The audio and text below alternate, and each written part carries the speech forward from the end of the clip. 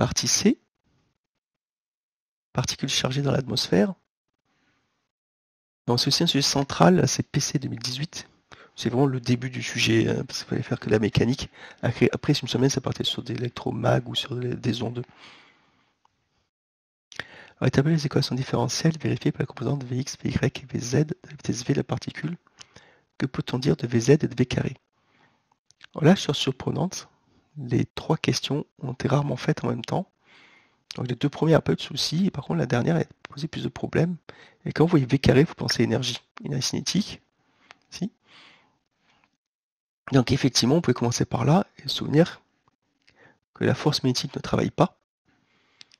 Comme là, il n'y a que du champ magnétique, ben on va retrouver V carré égale constante parce que l'énergie cinétique va se conserver. Après, pour la première question classique, proche du mouvement cyclotron, et la projection sur Z va entraîner que Vz égale constante. Déterminer l'équation vérifiée par oméga vecteur. Donc là, il faut bien lire, c'est bien oméga vecteur et pas oméga. Sachant qu'oméga vecteur, c'était, que je me souvienne, ça doit être écrit quelque part. Bon, je crois que c'était juste la composante de la vitesse dans le plan. Voilà, la vitesse associée est notée oméga. Donc c'est la vitesse dans le plan B0. Alors par rapport à la notation, c'est-à-dire que ce serait Vx plus Vy. Hein, donc là c'est Vx plus Vy, là il reste Vz. Et donc si on revient au début ici, à l'équation différentielle, le PVD, pardon, bah, vu que dvz sur dt égale 0 à gauche et pas vz, et vz vecteur b0, ça vaut aussi 0, donc on peut écrire le PFD avec juste oméga ici. Voilà ce qu'on attendait comme réponse. Hein. Un truc comme ça.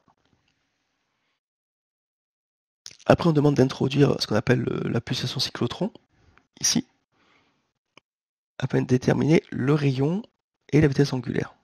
Donc ça, on le fait tout de suite. Bon, après, si on ne précisait pas, je voudrais énoncer si Q était positif ou négatif. En général, on préfère poser oméga C quelque chose de positif. Vite fait. Non, on peut être Q pour prendre toutes les valeurs. On peut mettre aussi une valeur absolue à Q et enlever les vecteurs pour répondre à la question. Donc là, on a nos équations couplées.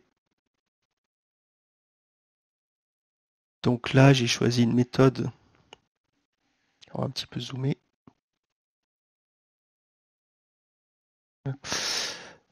Bon, là, j'ai pas choisi la méthode complexe pour résoudre le système d'équations différentielles. Bon, c'est des trucs classiques. On obtient x et y ici.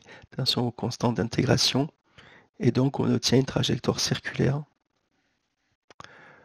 de centre x qui vaut 0, y qui vaut v orthogonal sur oméga c, et de rayon. Donc ça, c'est ρ c. Ici. Donc v orthogonal sur oméga c. Alors, rappel l'ordre de grandeur du champ magnétique terrestre en France. Alors, c'est un peu plus 10-5 Tesla. Donc je pense qu'on pourrait répondre 10-4, 10-5, je crois que c'est 2 10-5 Tesla. Et calculer oméga c respectivement pour les électrons et pour les protons. Donc une fois que vous avez calculé votre QB sur M ici avec Q qui vaut 1,6-19 coulombs, M qui vaut 9,1 10-31 kg pour l'électron et 1,67 10-27 pour le proton, on obtient les valeurs d'oméga c qui sont ici, pour l'électron et pour le proton. Alors, on rajoute un champ électrostatique maintenant, E1, sur EX. Alors sur X c'est intéressant parce qu'effectivement c'est sur Z qu'on le rajoute, très souvent. Là on le met sur X. Donc on nous demandait de réécrire les équatifs, pour ça va vite. Hein. Alors surtout bien lire les questions, parce que des fois certains veulent résoudre le système d'équations différentielles, il faut juste écrire les équations différentielles ici. Et on nous demande de faire apparaître ce qu'on appelle une vitesse de dérive en fonction de E1 et de B0. Alors cette fonction de dérive, alors montrer qu'il existe une seule solution constante dans le plan OXY perpendiculaire à B0 appelée vitesse de dérive et exprimer VD en fonction de 1 et de B0. Alors, on parle de solution constante, donc l'idée c'est de dire que les dérivées étaient nulles, ici, et donc là, tout à coup, la solution de dérive, elle apparaît ici, et on a donc cette fonction de dérive qui est égale à moins E1 sur B0Y.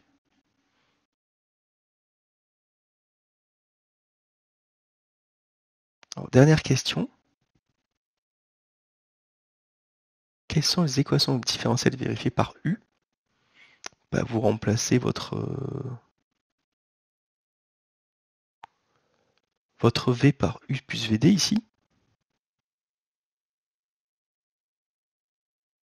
Okay. VD donne une constante ici. La dérivée de U par rapport au temps est la même que la dérivée de V par rapport au temps. Et ça simplifie bien. On obtient ce résultat qui était le même qu'on avait avec oméga vecteur.